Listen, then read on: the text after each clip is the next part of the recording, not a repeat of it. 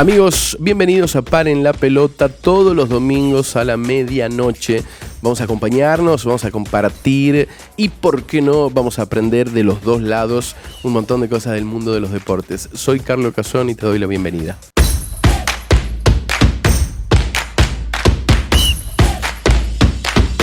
Javier Milei mencionó por primera vez las sociedades anónimas una semana antes del balotaje, que luego lo vería convertirse en presidente de la Nación, en una nota con Alejandro Fantino, de esta manera.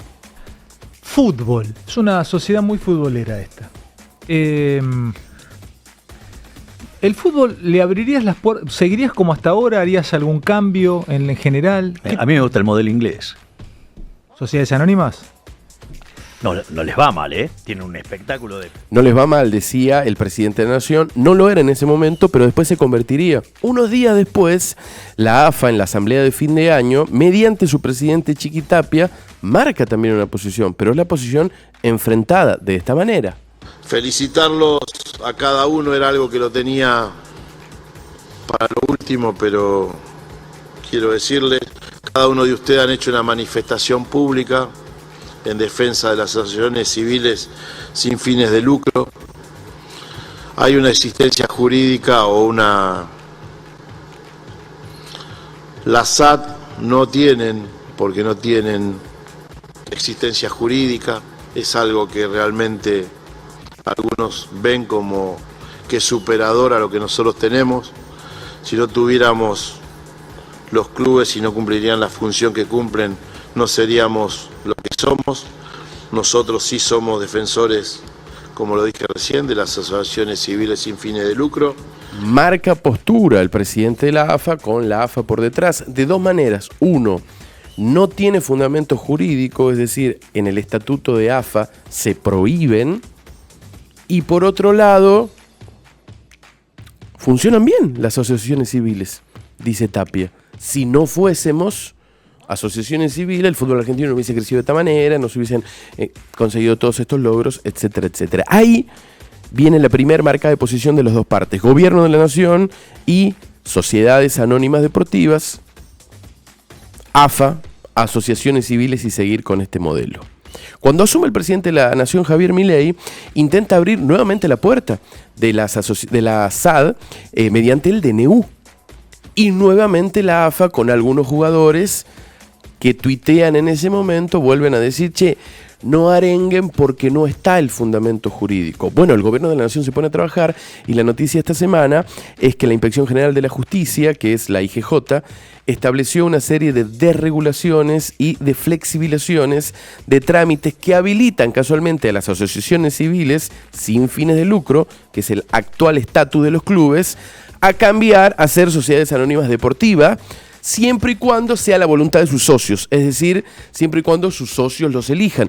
Lo anuncia en una conferencia el ministro de Justicia de la Nación, Mariano Cunio Libarona. Emprendedor, respetado en el mundo, que facilite la vida de los argentinos, estamos en esa tarea incluyendo una reforma integral y moderna del régimen societario con prestigiosos integrantes, que va a tener alcance nacional, es decir, para toda la República Argentina. Y esta reforma tiende también a desregularizar el régimen de las sociedades por acciones simplificadas, tan conocidas como SAS. Desde su sanción, las SAS han sido adoptadas en buen número para dar inicio a actividades económicas, y eso es justamente lo que queremos promover: el desarrollo, la libertad, la voluntad, el discernimiento. El hombre es libre. Bueno, y este es un solo paso más hacia el desmantelamiento de la burocracia estatal, ese monstruo diabólico que impide la libertad, y vuelvo, la voluntad, el poder de decisión ese libre y el discernimiento. En esa conferencia, claro, empiezan a sonar los teléfonos en AFA porque vuelve la tensión. Por un lado, el gobierno de la nación quiere, como sea, que los clubes al menos tengan la posibilidad de ser sociedades anónimas deportivas, e insisto, la AFA, ¡pum!, choca y no quiere. De hecho, después de este anuncio, la Asociación del Fútbol Argentino, por WhatsApp, en el grupo de los dirigentes, pasó un mensaje que decía: nadie hable del tema, no le den entidad, no la tiene. El único que tuiteó fue Tobillino, que es el tesorero de AFA, que dijo, che, esto no es ninguna noticia, no hay ningún anclaje jurídico, el estatuto de AFA no las permite, bla, bla, bla, bla. Pero me quiero centrar en esto porque acá en cierto punto está el debate, al margen de sociedades anónimas sí o no, es la posición del gobierno de la nación: las sociedades anónimas deportivas son un éxito siempre. Ahí me permito la duda. Y me parece interesante volver a escuchar al ministro de Justicia de la Nación, Mariano Cunio Libarona, que, bueno, a ver, por ahí no está tan familiarizado con el deporte, no es su tema claramente, y entonces comete un error garrafal desde donde vamos a empezar a analizar y a debatir sociedades anónimas sí o no. Lo decía de esta manera. En el mundo, todos los clubes son sociedades con capitales privados. Y fíjense los casos que me vinieron recién a la cabeza. El club que más plata maneja es el Bayern Múnich, porque los dueños son Adidas, una empresa de seguros, Allianz, 450 millones de presupuesto anual. Segundo, Real Madrid, 400 millones de pesos, de dólares, euros anuales. Tercero, el Barcelona. Cuarto, el PSG. Y todos los clubes sigo con capitales privados. Todos Fíjate los clubes cómo, a ver, empieza a defender nombrando estos clubes, pero comete un error garrafal. Vamos como los nombraba él. Bayern Múnich no es una sociedad anónima deportiva. El 75% del club pertenece a los socios. El 25% es de acciones privadas. Real Madrid lo ponía como segundo ejemplo. El 100% del club es de los socios. Ganó 15 en Champions League. El Bayern había ganado 6. El Barcelona lo pone de ejemplo. El 100% del Barcelona es de los socios, no es de capitales privados. Ganó 5 Champions. El cuarto que él menciona, sí, el PSG. 100% capitales privados, lo tiro acá como una estadística interesante, no ganó nunca la Champions. Entonces, acá viene el debate que me parece interesante. Dice el ministro de Justicia, y es la voz del presidente, y es la voz del gobierno de la Libertad Avanza, en este momento el gobierno nacional. Las sociedades anónimas son un éxito. ¿Qué va a pasar si los socios de algún club argentino deciden volverse una sociedad anónima deportiva y llegan inversores? Y lo dijo muchas veces el presidente. Y después ganan campeonato, Copa Libertadores, Mundial de Clubes, bla, bla, bla, bla, bla. Todos van a querer. Claro, el tema es que no es una cosa garantizada de la otra. Las sociedades anónimas deportivas en el mundo, en algunos casos han funcionado muy bien y en otros casos han funcionado extraordinariamente mal, y pareciera que esa cara el gobierno de la nación no la quiere mostrar. Entonces, al margen de que el presidente y lo suyo nos quieren hacer creer que las sociedades anónimas son un éxito permanente, hay que tener cuidado. Y para hablar de esto, vamos a analizar el caso del Parma. El Parma, club además muy ligado a la Argentina, y muy ligado a los argentinos. ¿Por qué? Porque en los 90 tenía muchísimos argentinos. Ya vamos a llegar a ese caso. Pero me parece que el caso del Parma, con Calixto Tanzi a la cabeza, marca un poco esta situación. Marca un poco esta situación de por lo menos tener cierta premura. Escuchen bien. Contamos rápidamente la historia de Calixto Tanzi, que funda en 1961 su emprendimiento, o el abuelo lo había fundado y él empieza a desarrollarlo cuando tenía 22 años. Un emprendimiento que empieza a crecer y que descubren algo fantástico, que empiezan a popularizar en el mundo entero, que es la pasteurización. ¿De qué? De la leche, de la industria lechera. Y desde ahí funda la empresa que tenía, que es Parmalat, una empresa muy conocida en el mundo entero, de hecho, una multinacional que llegó a tener 146 fábricas en el mundo, que llegó a funcionar en más de 45 países y que escaló muy rápidamente en esta industria, en la industria lechera y en la industria de los lácteos, a posicionarse como una de las grandes empresas muy importantes del mercado. A ver, para algunos distraídos, llegó a Argentina, nosotros podíamos comprar productos Parmalat, de hecho en el 92 primero alquiló la planta de Vascongada en la ciudad de Buenos Aires, y de hecho unos años después fue auspiciante en los 90 de la camiseta de Boca, ¿se acuerdan, no? De un Boca también muy ganador. En ese marco, el señor Calixto Tanzi empieza a crecer como un empresario italiano muy potente, muy grande, y empieza a poner pies en otros rubros, sobre todo a final de la década del 80. Empieza, ¡pum!, mediante grandes adquisiciones financiadas por emisión de bonos, a comprar, por ejemplo, canales de televisión. Compra Odeón. Compra también una firma turística muy grande. Le pone nombre el Parma Tour. Y compra también el Parma. Ese club que ahí lo vemos festejando casualmente en 1990. ¿Por qué? Porque claro, Calixto Tanzi compra el Parma y le inyecta desde Parmalat muchísimo dinero. Cuando tenés la posibilidad de ser una sociedad anónima deportiva, tenés la posibilidad de tener un dueño, de tener inversores que son tus dueños y tener gente que pone guita y que directamente lo hace funcionar como si fuese una empresa. En esto no hay nada malo. Lo que quiero decir es, cuidado con creer que un club que va a funcionar como una empresa va a ser un éxito inmediato de la noche a la mañana y para siempre. Y entonces, cuando Tanzi compra el Parma, empieza a inyectarle guita y empieza a conseguir algunos logros. A ver, empieza a comprar jugadores importantes y de hecho en el Parma empieza argentinos a dar vuelta y por eso también hay una cercanía. Juan Sebastián Verón, Hernán Crespo. Lo compran en esa temporada, en la 90, Tafarel, quien era el arquero de Brasil. ¿Se acuerdan? Canigia lo revuelca, unos meses después cae al Parma. Y aparece Bogosian, Turán, Cannavaro, Dino Baggio. Un poquito y unos años más adelante, Solá, Buffon, Chiesa.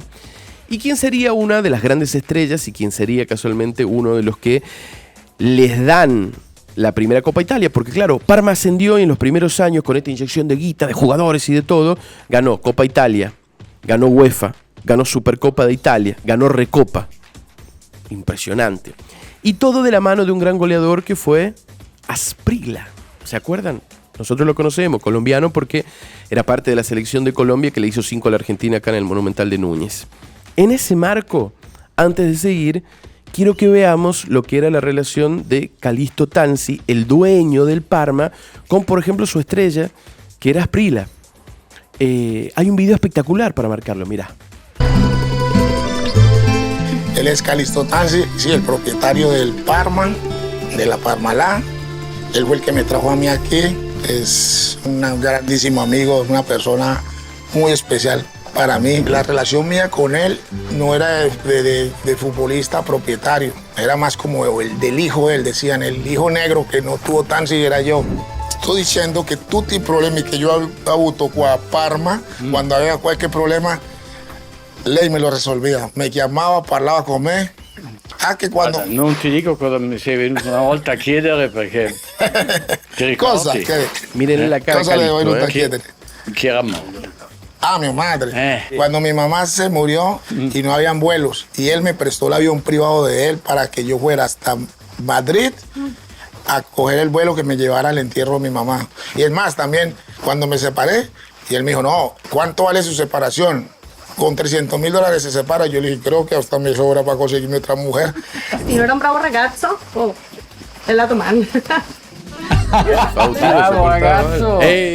A parole sì, Ese señor que está ahí, Calixto Tanzi, el dueño de Parma, el dueño de Parmalat, es el empresario que generó el mayor escándalo financiero de la historia de Italia, así como lo escuchás. Y acá empezamos a pensar que los famosos capitales privados también pueden ser empresarios sumamente irresponsables. Porque los hay. Y así como hay excelentes empresarios, hay empresarios irresponsables, hay empresarios que son muy malos. Y entonces, el Bank of America destapa la olla en el año 2003. La entidad financiera dice que Bonlat, que era la subsidiaria de Parmalat, es mentira, no tenía 4.000 millones de euros en el banco. Eran documentos falsos. Y empieza una debacle y empieza un problema enorme. Algunos meses después, la empresa es declarada insolvente, Parmalat, y Tanzi es arrestado junto con varios ejecutivos. De hecho, PricewaterhouseCoopers descubre que Parmalat en sus papeles había mentido todo, habían inflado su facturación. Y empiezan a calcular y la empresa tenía un pasivo, es decir, deudas, por 14.000 millones de euros. ¿Escuchaste? Esto afectó a 100.000 bonistas en el mundo entero. Y entonces acá empieza un problema grande. Mientras todos estos quilombos cursaban un proceso legal, se hacían los juicios, etcétera, Tansi preso, ¿quién le daba bola a Parmalat? Perdón, ¿quién le daba bola al Parma? Porque Parmalat estaba en un problemita. Y el Parma dependía de Parmalat. Y entonces empiezan a desfinanciarlo al club. Porque no había plata y porque estábamos en un quilombo grande. Y es así que en el año 2011, cuando termina el juicio, Tansi es condenado a 17 años de prisión por manipulación de mercado y bancarrota fraudulenta. Un escándalo que hasta el día de hoy, en términos de negocio, se puede estudiar en todo el mundo. ¿Qué pasó con esta situación? Llevó al Parma, al equipo de fútbol, a la quiebra. Se fundió. Claro, porque se fundió su dueño, se fundió su empresa. Y entonces cuando el Parma salió y dijo, necesitamos dinero para salvarnos de todo, para salvar el club, queremos nuevos inversores, nadie quiso ir. Porque el pasivo que tenía el Parma también era enorme. Debía 2.000 millones de euros el club. Entonces, ¿quién va a poner 2.000 millones de euros y después va a poner más para la inversión? Nadie. Y entonces, en el año 2014, el Parma, ese equipo de fútbol que había sido glorioso hace unos años, descendió de la primera categoría a la última. 4 categorías abajo. Tuvo que entregar todo su plantel, tuvo que comerse juicio de muchísimos jugadores, muchos que ves ahí, no particularmente los argentinos, porque había deudas, porque no le pagaban, porque rompieron contratos, porque el manejo del club era un desastre. Y claro, porque Calixto Tansi, que era su CEO, estaba preso. Y lo más duro de toda esta historia es que el Parma tuvo que cambiar de nombre. No le permitieron usar más el nombre. Se quedó sin nombre, se quedó sin jugadores, se quedó sin dirigencia, se quedó sin camiseta. Y toda esta joda hizo que el Parma demore casi 10 años en volver a la primera del fútbol italiano. De hecho, este año ahora está jugando en primera, pero tiene otra camiseta, tiene otro nombre, se llama Parma Calcio 1913. Y en la historia del fútbol italiano se lo toma como 2 clubes distintos, aunque uno conservó el estadio, es decir, del otro, y cierta estructuralidad, se lo toma como 2 clubes distintos.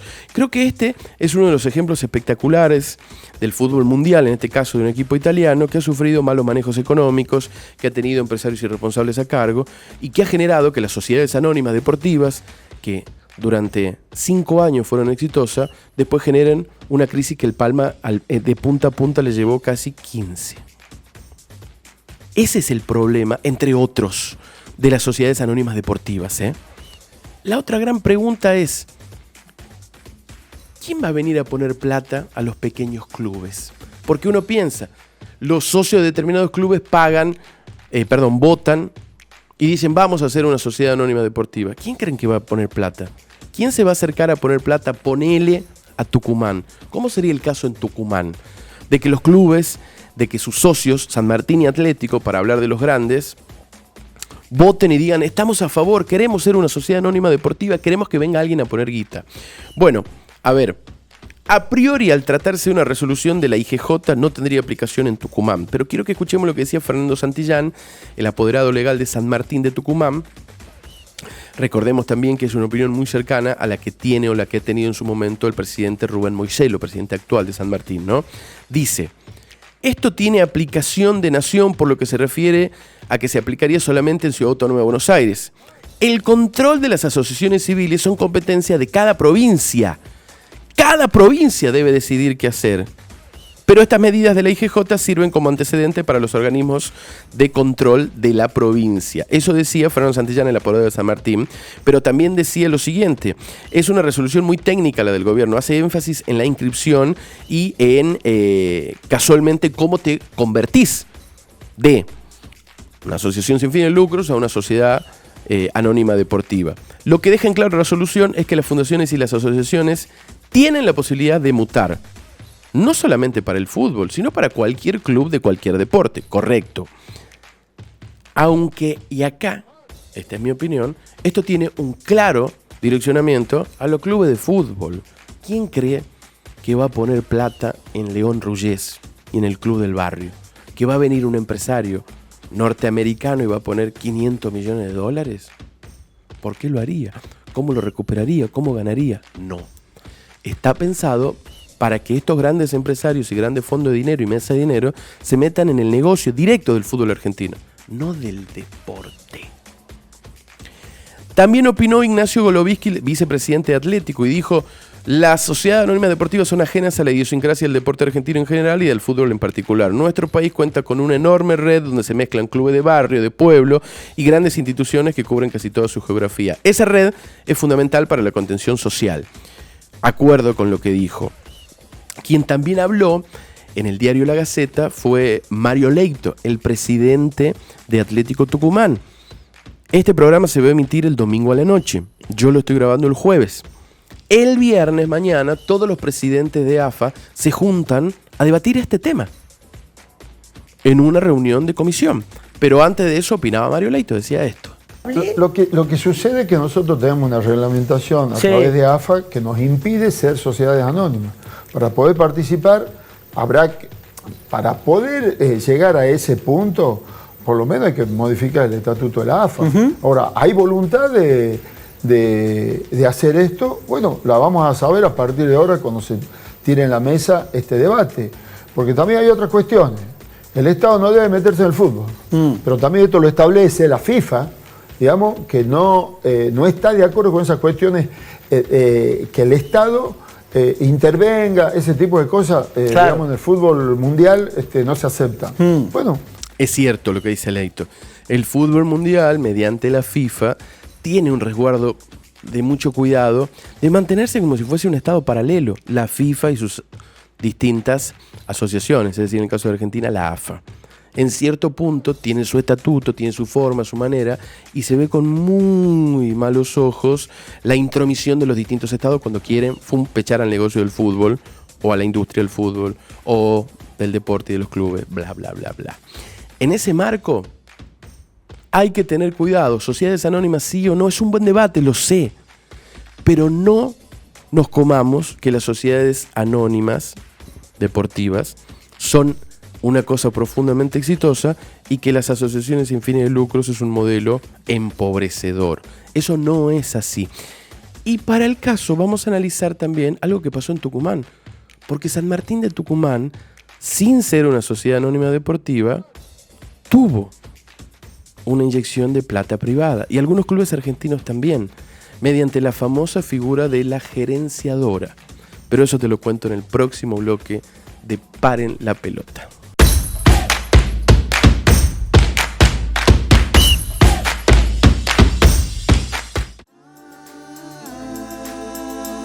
Amor a Roma te invita a viajar con la grabación en vivo de su primer disco. Jueves 25 de julio, 21 horas, Teatro Alberdi. Es mejor así viajar. Te invitamos a formar parte de este viaje musical. Mira, verdad, salió la luna. Amor a Roma. Si sos empleado público, ya podés acceder al retiro voluntario programado. Ingresá al portal del empleado público, empleadopublico.tucumán.gov.ar, y hacé clic en el botón Retiro Voluntario. Allí encontrarás toda la información, requisitos y un simulador para conocer el haber aproximado. Si tenés más consultas, llama al 48 44 000, interno 442, de lunes a viernes, de 8 a 12 y 30 horas. Gobierno de Tucumán. Osvaldo Jaldo, gobernador. Qué lindo es ver cuando el pueblo y el gobierno municipal, como en este caso, pueda compartir estos 52 aniversarios de la municipalización de la ciudad de La Banda de Río Salí. Hemos podido ver un hermoso desfile cívico-militar. Esta ciudad de La Banda, que no hay duda que nació y creció a la vuelta de los ingenios. La verdad que hemos visto en estos 52 años un crecimiento importante. También corresponde agradecer a todos los intendentes que pasaron. Gobierno de Tucumán. Osvaldo Jaldo, gobernador.